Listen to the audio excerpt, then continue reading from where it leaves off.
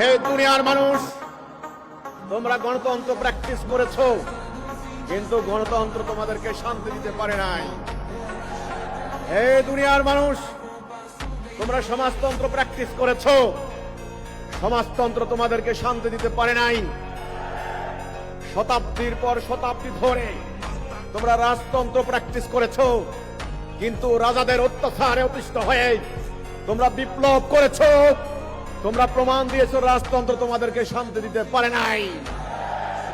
হে দুনিয়ার মানুষ, বিশ্বের এই মুহূর্তে ৮০টি রাষ্ট্রে ইনডাইরেক্ট অথবা ডাইরেক্টলি স্বৈর শাসক শাসন করছে। এখন আয়কতন্ত্র, এই সমস্ত স্বৈরাচারী এখন আয়করা তোমাদেরকে শান্তি দিতে পারে নাই।